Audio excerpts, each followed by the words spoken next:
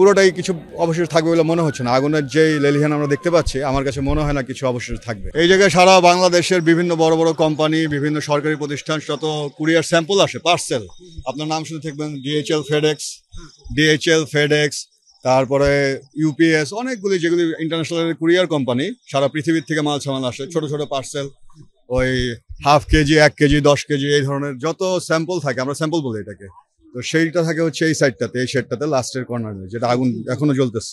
তারপরে আছে আমাদের কেমিক্যাল, এরপরে আছে আমাদের বন্ডের যে সুবিধায় মালগুলি বের হয় সারা বাংলাদেশের গার্মেন্টসের বিভিন্ন আর্জেন্ট শিপমেন্টগুলি। যেমন আমারই পার্সোনাল, আমার এক ফ্যাক্টরি 16 টন সুতাই আছে। তো সুতাটা শুক্রবার নেমেছে, তো সেটা টোটালটাই শেষ। ওই এই যেখানে আগুনটা দেখতে পাচ্ছেন এই মুহূর্তে, এই জায়গায় কেমিক্যাল থাকে, এই শেডটার নিচে আছে কেমিক্যাল। বিভিন্ন ইন্ডাস্ট্রিয়াল যে কেমিক্যালগুলি আসে, সেই কেমিক্যালগুলির ড্রাম, বিভিন্ন মেশিনারিজ এই শেডটার ভিতরে থাকে। হাজার হাজার কোটি টাকার মাল আছে আমার ধারণা, কারণ এটা তো আমি একা না, এই জায়গায় সারা বাংলাদেশের জিনিস আছে। তো এই জায়গায় এটা কেউ প্রপারলি কাউন্ট করে কারো পক্ষে ডিফিকাল্ট।